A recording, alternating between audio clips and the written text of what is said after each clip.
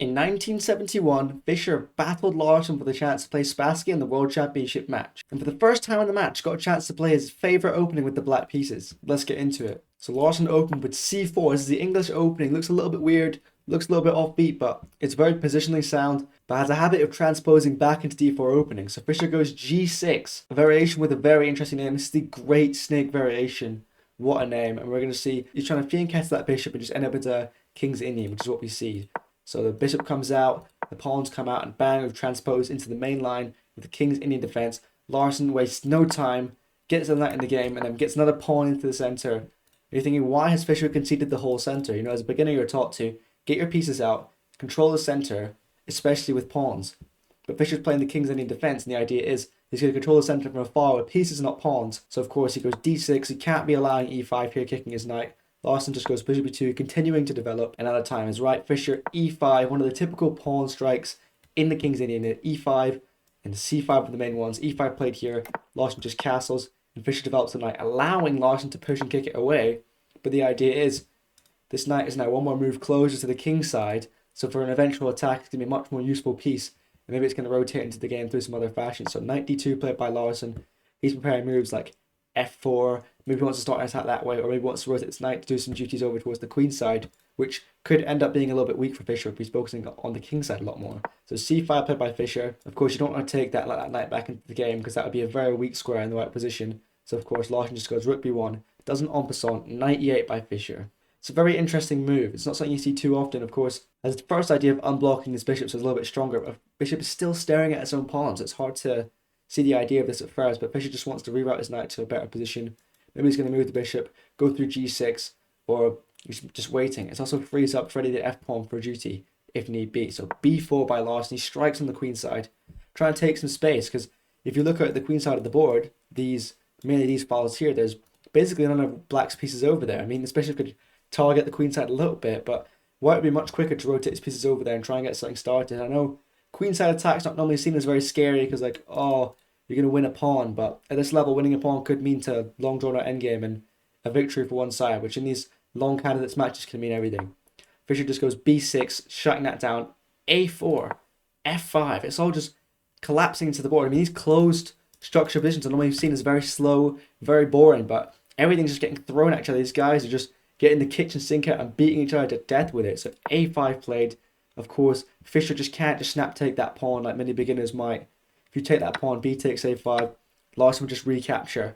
And it becomes very hard to defend this c5 pawn. Actually, no, you wouldn't take that. You would take it this way, so b takes c5. After you recapture the pawn, this pawn becomes extremely hard to defend because it has no neighbours. It's an isolated pawn, and you can attack it quite quickly. So say bishop a3. And if you try something like queen c7, the knight comes in, the queen can no longer defend the pawn because this square is controlled, and life becomes very difficult. I think engine score, this is like +3, of course.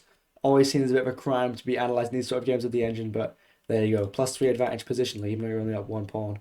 So a5, Fischer just goes knight f6. This weird knight is getting it back into the game. As I said, freed up the f-pawn for duty. It's done. Now the knight returns to its favourite post, and queen a4 by Larsen.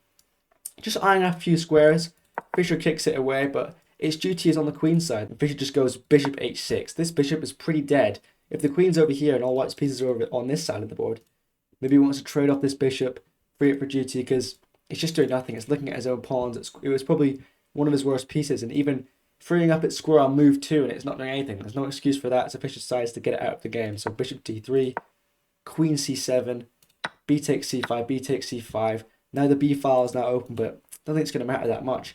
I believe the game is probably going to be decided on the king side, and let's see what Fischer can do with it. So e takes f5. Fischer captures with the g-pawn, opening up his king.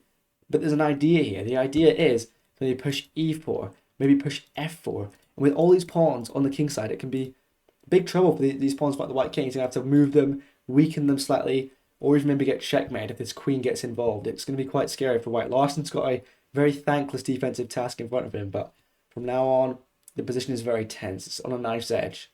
Bishop c2. Larsen sort of slinks backwards. a6, shutting it down on the queen side. Knight d to e4. Of course, Fischer is going to exchange this bishop first because you can't be allowing white to take cues. So very forced sequence here. Captures, captures, captures, and captures. All best moves. And rook f8. Fischer Brings another piece to the king side. I mean, look at his pieces. Bishop sees that direction. The knight can jump in quickly. The queen, I mean, the queen is one of the fastest pieces on the board, so it's not going to struggle to get over there. A rook b6. So rook to b6. Just targeting some of these ideas on the queen side. But again, Fischer sees this pawn's unattacked, or undefended rather. Decides to put a piece defending it. And now it's quite rock solid. I mean, how do you add any more pressure to this queen side? It's going to be very hard for Larsen to get anything started here. So knight e2, f4.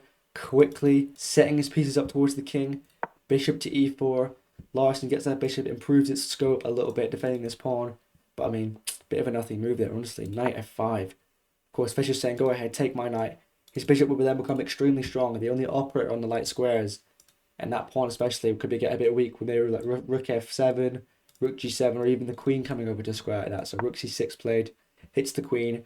Queen moves, you see queen g7 on the board. Now look at this.